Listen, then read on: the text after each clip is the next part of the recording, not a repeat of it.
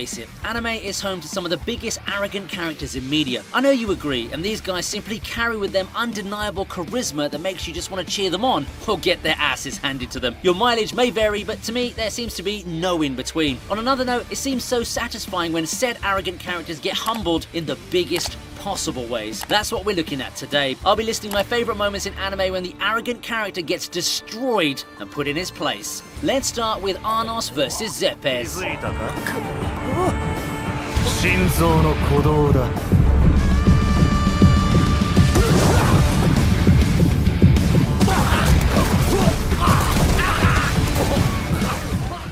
It's such a great feeling to be able to talk about Misfit of Demon King Academy again. It's a really fun show that wastes no time telling us what it's about. How does it do so? By giving us this kind of introduction, with the arrogant Zepes being utterly destroyed by our protagonist. And Ainz doesn't just kill Zepes, mind you, without even touching his opponent. Ainz repeatedly kills and resurrects Zepes, quite literally toying with him and flexing his power again and again. While I won't say it's super satisfying to see Zepes finally grovel because we barely knew anyone, it's still a big way to make a first impression. It's a sign of things to come as Misfit of Demon King Academy goes all the way in integrating the whole One Punch Man thing into the show. Still, it's got some great story developments that keep it from going stale. With a second season on the horizon, it's the best time to get into the series.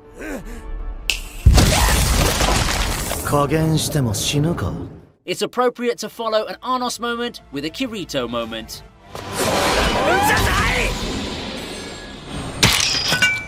As a villain, Oberon has one job: be a hate sink. During his time as Sword Art Online's villain, there's nothing redeemable about Oberon or even his real-world counterpart Sugo. He's there to be the villain for everyone to hate and want to see get destroyed, so obviously he had to be this over-the-top arrogant villain with a god complex. Oh, and he's quite the controversial figure too. Seeing Kirito finally destroy him was nothing short of satisfying. Never mind the context that could have confused anime-onlys. Never mind Kirito going literally god mode for the first time in the series. Seeing Oberon beg for mercy before getting annihilated was more than enough fan service for fans. He went out in the most painful and humiliating way possible, and I know the SAO fan community had nothing but cheers for this scene.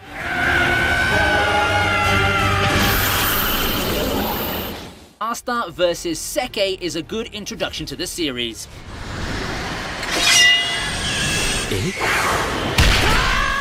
While we're all too focused with Asta being noisy at this part of the anime, we've got to admit, he plays the lovable underdog hero well, and Seke serves as one of the perfect starter opponents for the underdog protagonist. He's cunning, and is the type of guy who would do anything just to make himself look good. Not exactly the most lovable character, and him singling out Asta for the sake of showing off didn't earn him a lot of fans. Well, anyone who watches anime could tell this is a disaster waiting to happen for Seke. You know he's doomed the moment he throws up the spell and dares Asta to attack him. Easily one of the worst mistakes he could have made, but it does make me smile to see him get one shot. The guy never saw that coming, and the way he got defeated should wipe some smugness off him. Before Giorno and his Mudas, we have Jotaro and his auras in this moment right here. Smug, cruel, and petty beyond belief. Steely Dan isn't going to find himself on many people's favourites list anytime soon. Assassinating Enya the way he did won't earn him appeal points, and so does forcing Jotaro to obey him in such a self-indulging way. Well, Guy took a complete 180 the moment his mind control comes off, and as expected, you see him go back to being the sleazy guy that he is. Good thing that the protagonists are ready this time, easily dismantling lovers as the start of his humiliation. To cap it all off, we have the legendary 3 pages of Aura where Star Platinum relentlessly barrages Steely Dan, completely destroying him in the only way he deserved to go. That's 30 seconds of aura that will forever be immortalized in anime form.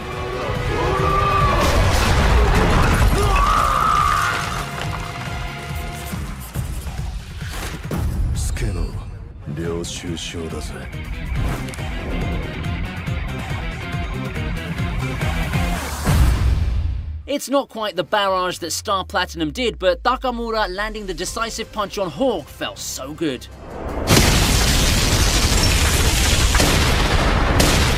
There's just a thing with athletes and irrational overconfidence, isn't there? We've had a fair share of those in real life, but I truly think that Hawk puts those real-world athletes to shame. Maybe it's his background, but having persevered through such a tough childhood truly fed that ego of his. In his introduction, the show wastes no time establishing his arrogance. It's Takamura he's facing, but the guy acts like he's going toe-to-toe with some random scrub. To be fair, he had the skills to back the arrogance up. His fight with Takamura was a back-and-forth affair with no shortage of drama and tense moments. The two behemoths collided and completely lived up to their billing. Still, it's clear who the anime wants us to root for. Takamura's no saint, but compared to Hawk's temperament, he might as well be one. That's why when Hawk finally falls and subsequently retires from boxing, there was so much joy. It's pretty wild to see how broken he became as a result of this fight.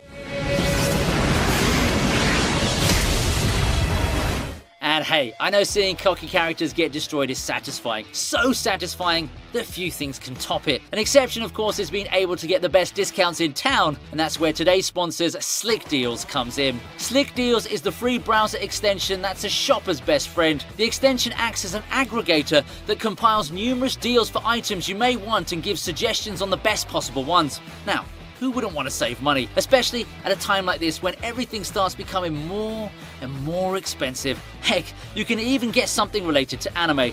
The timeless Your Name for only $4, or the whole of Cowboy Bebop for the same price? Thanks, Slick Deals. Thanks to an active community of over 12 million users, Slick Deals continues to provide the most updated information on the best prices and coupon codes on the internet. And if you're the kind of person who likes the satisfaction from using coupons for points, then the extension does that for you. If you're a fan of online shopping and want to have the best experience doing so, don't forget to install this browser extension. Use my link in the description to download the Slick Deals extension now. Let's end the break with a bang. This is Gilgamesh vs. Shirou at the end of Unlimited Blade Works.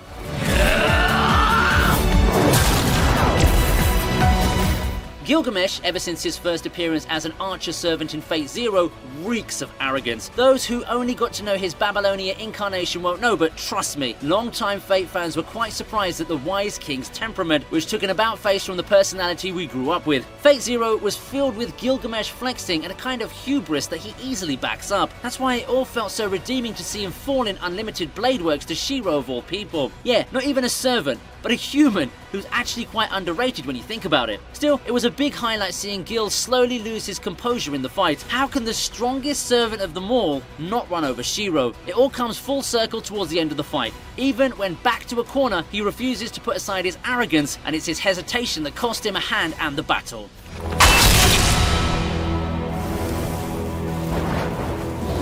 Gojo vs. JoJo is next on the list. Now, here's a turnaround. Jogo's quite the confident villain, as early as his introduction, he's the one with the crazy suggestions. Imagine walking up to Gojo and just killing him outright. To be fair, there's some basis to his confidence though. At the start of the encounter, Jogo does showcase what he's capable of, and everything, from the flame magic to the bugs, looks quite intimidating and powerful. Sucks for Jogo though, when his opponent decides to take control of the match, it's all over. Gojo pulls the ultimate Uno reverse by using him as a training dummy as he shows Yuji the extent of his abilities. Now, it's the mentor's turn to show off his superiority and showcase his power. Poor Jogo stood no chance whatsoever, and this whole battle shows why you don't mess with Gojo. Saitama vs. Deep Sea King is up next.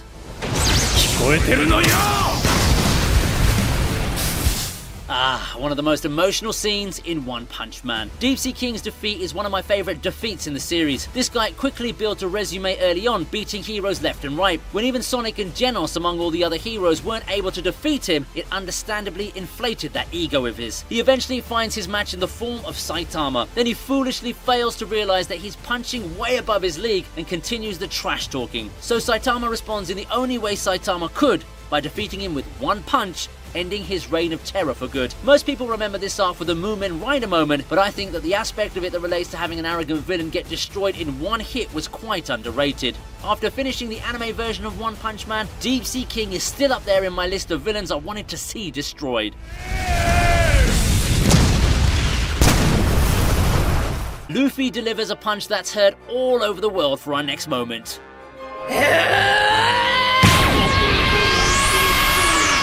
I know I've talked about this scene quite a number of times already, but how can I not? The Celestial Dragon just had one of the most punchable faces out there, and his attitude throughout the whole ordeal simply doesn't do him any favors. Luffy had enough, and we've got to give dues to the build-up of this scene. You just know that it's coming, and everyone seems to do so. Everyone, except the ignorant Celestial Dragon before getting his brain scrambled. And Luffy gave us one of the most satisfying moments in the One Piece anime. In a series as long as One Piece, that's saying a lot.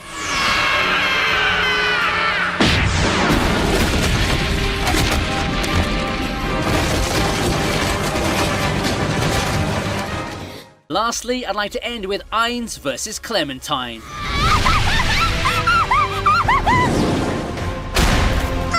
There are few people insane enough to challenge Ainz to a fight. A powerful and proud warrior, Clementine is psychopathic enough to attempt the impossible. And let's just say that it didn't go all too well for her. She may have had a lot of victories under her belt, but there's only so little one can do against Ainz. In spite of her martial arts skills, in spite of her proficiency for battle, in spite of all the preparation she had, in spite of her bloodlust, none of those were relevant in any way when she finds herself facing the opponent her pride asked for. Big mistake. Normally, you'd feel bad for someone who gets destroyed that badly. Then again, it's Clementine, one of the most arrogant characters the series has given us so far, so we don't need to see a lot of tears shed in this scene. And that's got to do it for my list of arrogant characters getting their comeuppance. Which one is your favourite? And which scene would you have added if you were to make your own list up? I'd love to hear your comments and feedback, so please do so. If you're up for more interactions with the team and the community, you can drop by the channel's Discord. I'll leave a link on the description box so you can just hop in and join the fun. There's also a Patreon and an Instagram for the channel, so please do check those out too. And don't forget to check out our sponsor Slick Deal for the best deals and discounts while shopping online. You can download the extension by using the link in the description. Thank you for watching the video, and I hope to see you again for the next list.